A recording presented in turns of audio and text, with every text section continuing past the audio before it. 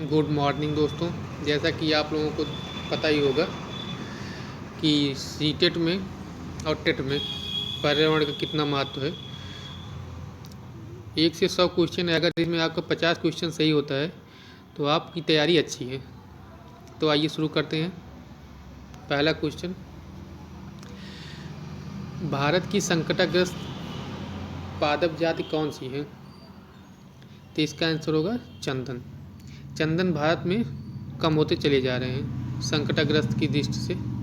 आगे चलते हैं। भारत के कौन से जीवमंडल आवास विश्व के जीवमंडल आवासों के लिए है? जैसा कि आप लोग जानते हैं कि मन्नार की खाड़ी इसका आंसर होगा। आगे चलते हैं। पश्चिमी घाट के सघन सदाबहार वन को कहते हैं, इसको शोला कहते हैं, जैसा कि पश्चिमी घाट के सघन वन को कहते हैं। आगे चलते हैं।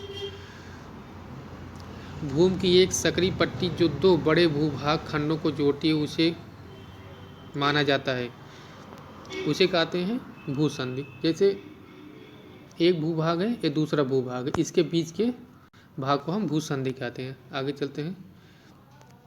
भारत में वनस्पति एवं जंतुओं की सर्वाधिक विविधता कहाँ पाई जाती है? सर्वाधिक विविधता पाई जाती है पश्चिमी घाट के वनों में। आगे चलते हैं। काजीरंगा नेशनल पार्क कहाँ है? जैसा कि आप लोगों को पता है कि यहाँ एक सींग वाला गेंडा पाया जाता है जो कि असम में है। आगे चलते हैं। स्थान, लोग, वस्तुएं व प्रकृति जो किसी भी जीव को घेरती हैं उसे क्या कहते हैं? हमारे आसपास के, इसको पर्यावरण कहते हैं। पर्यावरण में हम लोग रहते हैं, हमारे आसपास पेड़ पौधे व जीव जंतु आदि रहते हैं। आगे चलते हैं। संसाधन जो किसी क्षेत्र में पाए जाते हैं परंतु जिसका अभी उपयोग नहीं किया गया उसे कहा जाता है संभावित संसाधन, जिसको आज खोजा जा रहा है। आगे चलते हैं। सुंदरबन कहाँ स्थित है? सुंदरबन ये पश्चिम बंगाल में स्थित है। यहाँ सुंदरबन के पेड़ ज़्यादा पाए जाते हैं, इसलिए इसको सुंदरबन कहा जाता है। सिमलीपाल जीवमंडल आवास कौन से राज्य में है? मोस्ट इम्पॉर्टेंट क्वेश्चन, जो कि उड़ीसा में है। आगे चलते हैं। भारत में विभिन्न जातियों के पौधों की संख्या है, जैसा कि 47,000 इसमें दिया है। आप 45,000 भी आंसर आ सकता है या 47,000 भी आंसर आ सकता है। तो आगे चलते हैं। पश्चिमी घाट पर पाई जाने वाली वनस्पति, पश्चिमी घाट पर सदाहरित वनस्पति पाई जाती है। आगे चलते हैं। यातायात, भूमिगत सुरंगों एवं गैरेज द्वारा स्वास्थ्य के लिए हानिकारक कौन सी गैस वायुमंडल में सर्वाधिक प्रदूषण फैलाती है? जैसा कि आप लोगों को पता है कार्बन मोनोऑक्साइड यातायात मोटरसाइकिलों द्वारा या 4 व्हीलर के द्वारा सबसे ज़्यादा उत्पन्न होती है। आगे चलते हैं। भारत में व्यावसायिक ऊर्जा के स्रोत हैं। व्यावसायिक ऊर्जा के स्रोत मतलब जिससे कि हमारा व्यवसाय चलता है, जैसे कोयला, तेल से गाड़ियाँ चलती हैं, प्राकृतिक गैस से और जल ऊर्जा, ये हमारे संसाधन हैं। आगे चलते हैं। भूरा कोयला के नाम से पुकारा जाता है। देखिए, भूरा कोयला लिग्नाइट के एक पत्थर होते हैं, उसको कहते हैं। आगे चलते हैं। ओजोन छिद्र का अर्थ, ओजोन छिद्र का अर्थ होता है कि यह पतला हो जाता है, पर प्रदूषण के कारण इसका ओजोन क्षरण होता है। आगे चलते हैं। पर्यावरण की आधुनिक समस्या है। आधुनिक समस्या आप लोगों को पता ही है कि ग्रीन हाउस, वैश्विक उष्मीकरण, उष्मायन डॉट होते हैं। आगे चलते हैं। पंखुड़ियों के अंदर फूल के बीच कुछ पतली पाउडर जैसी रचनाएं दिखाई देती हैं, जिसे कहते हैं, आप लोगों को पता है कि उसके अंदर जो छोटा छोटा परागकण होता है उसे पराग कहते हैं, परागकोश कहते हैं। आगे चलते हैं। विश्व का वह भाग जहाँ मानव आदिवासी स्थायी है उसे एक्वेमेन कहते हैं। ठीक है, आगे चलते हैं। सर्वप्रथम पारिस्थितिकी स्तूप की परिकल्पना प्रस्तुत की। जैसे ही आप लोगों को पता है कि चार्ल्स एल्डन वैज्ञानिक थे, इन्होंने सर्वप्रथम पारिस्थितिकी स्तूप की स्थापना की थी। आगे चलते हैं। भारत में पारिस्थितिकी संतुलन असंतुलन का निम्नलिखित में से कौन सा एक प्रमुख कारक है? देखिए, असंतुलन पूछा है, ना कि संतुलन पूछा है, इसे डाट कर लीजिए। तो वनोन्मूलन का क्षरण हो रहा है तेजी से हमारे पर्यावरण में। आगे चलते हैं। आगे चलते हैं। समुद्री वातावरण में प्रमुख प्राथमिक उत्पादक होते हैं। फाइटोप्लैंक्टन्स। आगे चलते हैं। पारिस्थितिक तंत्र में ऊर्जा का पिरामिड होता है। देखिए, पारिस्थितिक तंत्र में हमेशा ऊर्जा का पिरामिड सीधा होता है। जैसे चींटी, चींटी के बाद आपका आ जाता है सांप, खाता है सांप को गिद्ध खाता है, तो एक सीधा पिरामिड बनता है। आगे चलते हैं। पारिस्थितिक जीवों तथा उनके पर्यावरण के मध्य का अंतर संबंध है, यह कथन किस भारतीय विद्वान का है? जैसा कि आप लोग जानते हैं कि पी.डी. शर्मा ने पारिस्थितिक जीवों का संकल्पना किया था। आगे चलते हैं। विज्ञान की वह शाखा जो पादप एवं प्राणियों का वातावरण से संबंधित को दर्शाती है, इसको हम पारिस्थितिक तंत्र कहते हैं। क्या कहते हैं? पारिस्थितिकी तंत्र। आगे चलते हैं। पारिस्थितिकी पिरामिड सामान्यतः कितने प्रकार के होते हैं? मुख्यतः 3 प्रकार के होते हैं पारिस्थितिकी पिरामिड। आगे चलते हैं। पृथ्वी की आकृति से संबंधित पारिस्थितिकी पादपों का कारण क्या होता है? आपको पता ही है, मृदा क्षरण होता है। ठीक है, आगे चलते हैं।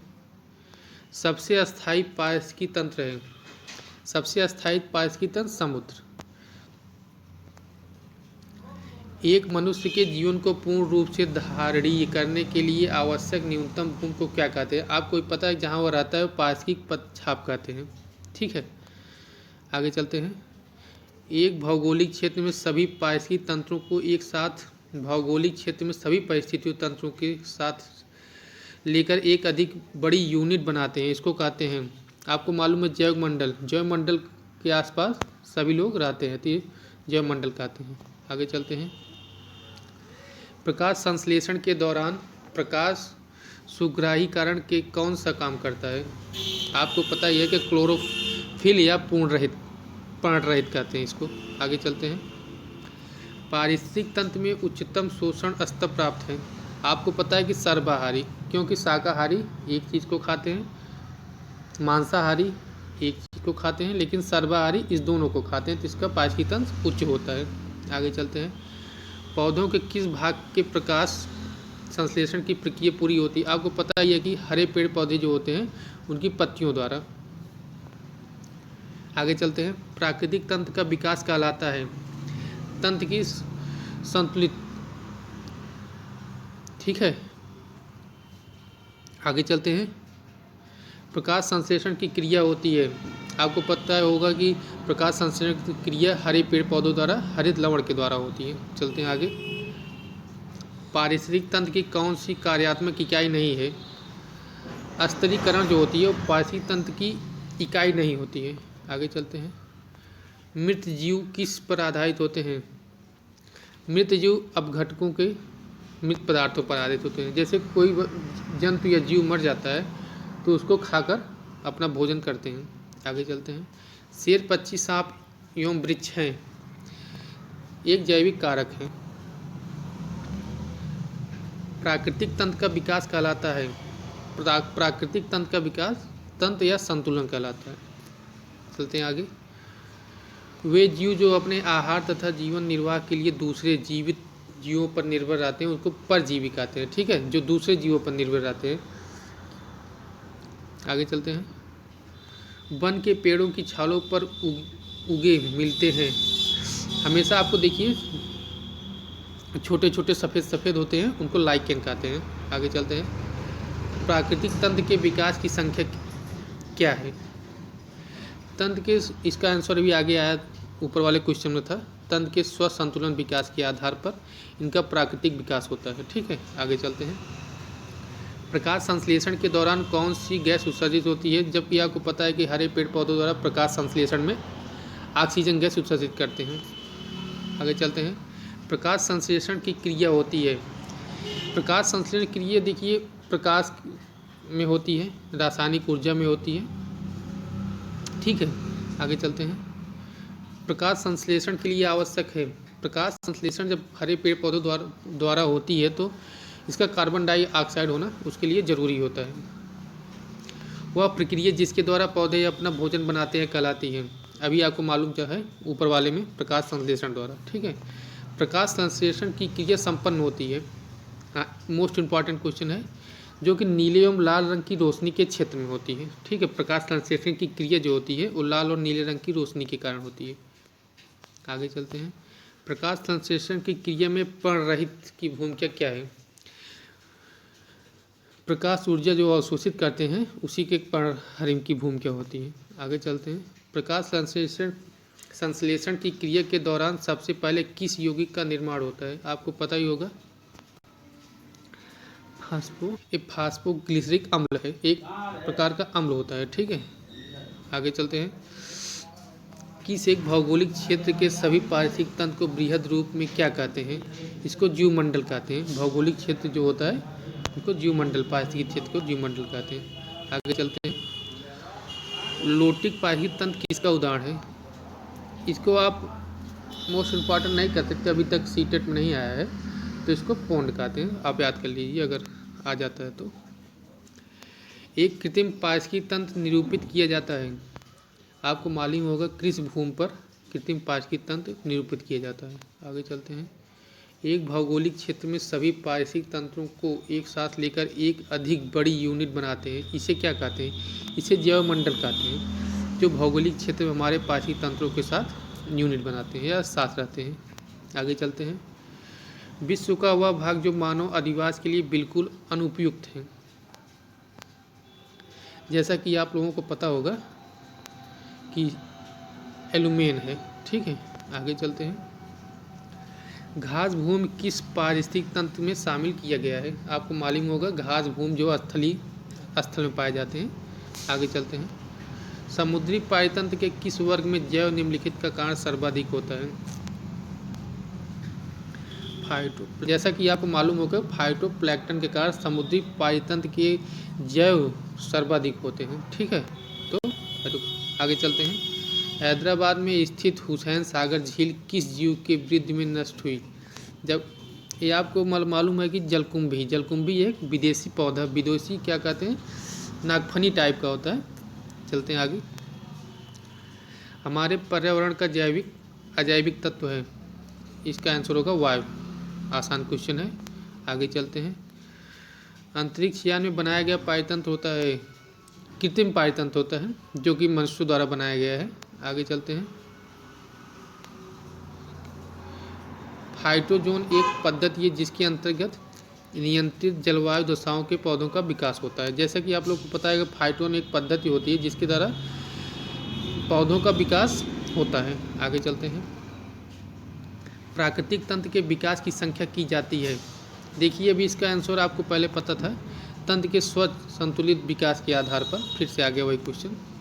आगे चलते हैं।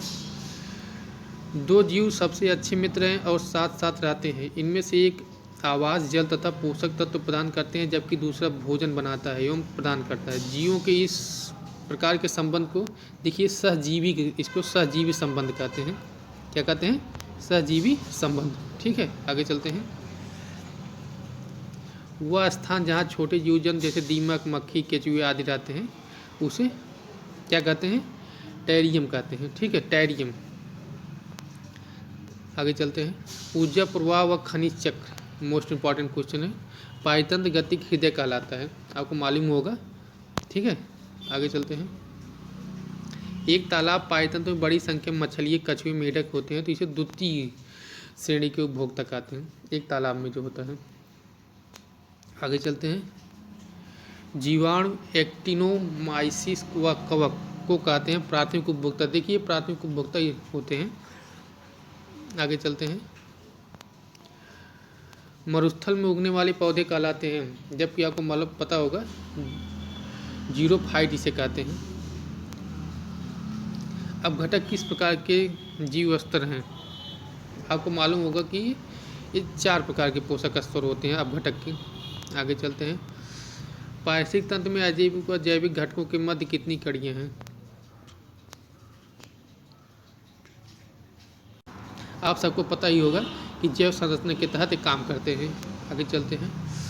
पादप वृद्धि सबसे उपयुक्त होगा, ये सबसे दोपट मिट्टी में होता है। पादप वृद्धि का सबसे ज़्यादा उपयोग में। आगे चलते हैं। पौधे किस प्रकार का जल अवशोषित करते हैं? जो कि आप लोगों को पता होगा केशिका जल नामक जल होता है, उसी को अवशोषित करते हैं। मरुस्थल पादप अधिकतर होते हैं, ये मंसाल में होते हैं। ठीक है, मंसाल एक मरुस्थल है। ठीक है,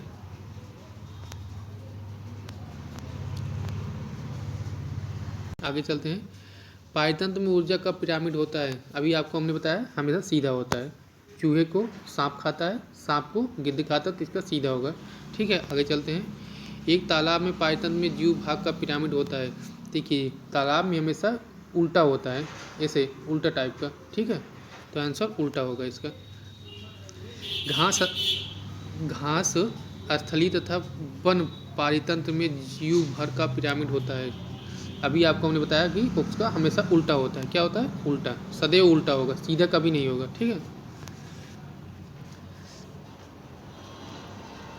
खाद्य जल एवं ऊर्जा का प्रवाह होता है। अभी आपको हमने बताया एक दिवसीय होता है।